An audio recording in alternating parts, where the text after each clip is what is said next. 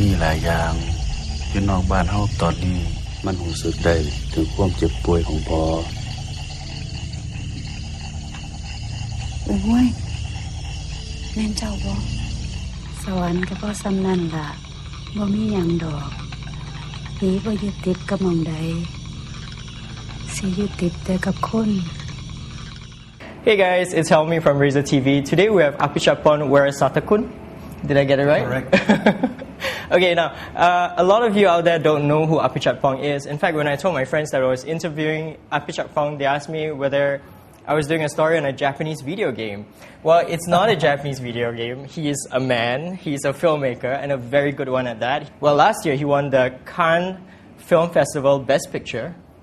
So he walks among giants now. Previous winners include David Lynch, Tarantino, Kurosawa, Scorsese, Coppola, all the big names that you can think of. So we're going to talk about his new film, Uncle Boonmee, Who Can Recall His Past Lives. That's opening at the Picture House on the 27th of January. Can you tell me what the film is about? Oh, that's the hardest thing. Maybe if I can summarize, it's about this guy who's dying, and then he's visited by his relatives, his dead wife, and also his son, who came back home in a different form, not human form, and to say goodbye to him.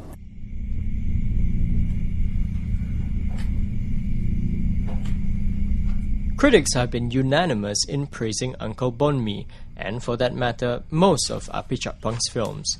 But mainstream audiences still find his works something of a challenge. Apichatpong doesn't always tell his stories in a linear fashion. In Uncle Boonmee, for instance, there is a strange, seemingly unrelated subplot of a princess who has sex with a catfish. You don't make easy films. In fact, your films are very layered and very complex. And structurally, they tend to jump from one thing to the other almost without links. How do you, as a filmmaker, make those choices? For me, they're not difficult or they're not easy. You know, they're experience. Again, it depends on how you approach the film. It's really individual experience. Right. For me, sometimes playing video game is it's more difficult. It's much more difficult. A video game called Apichatpong, right? No, the Japanese video game, right? Yeah, that game is very have many layers.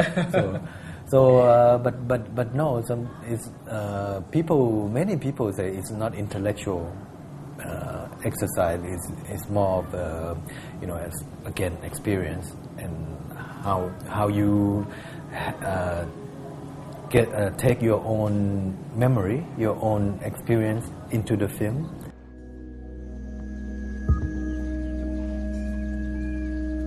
หมอเวลาหมอแอบชอบใครสักคนหนึ่งหมอจะทำยังไงครับ ก็ยืนอยู่หลังเสาค่ะแล้วก็แอบดูเขา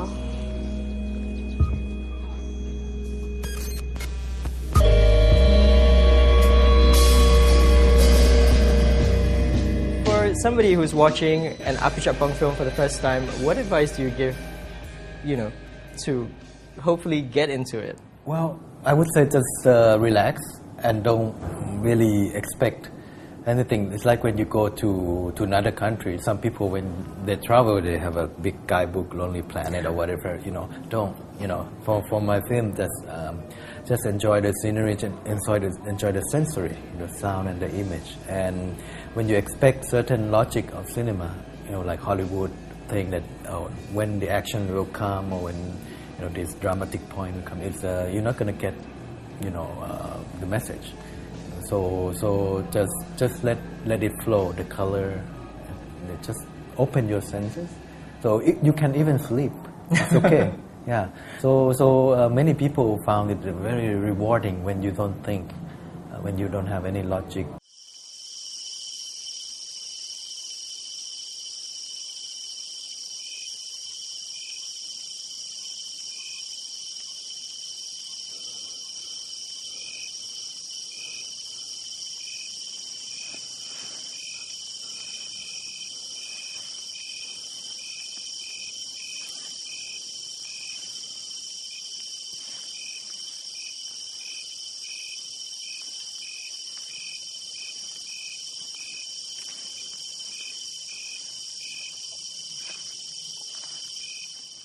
In the next clip, Apichatpong tells Reza TV why he's always suspicious of anything too popular.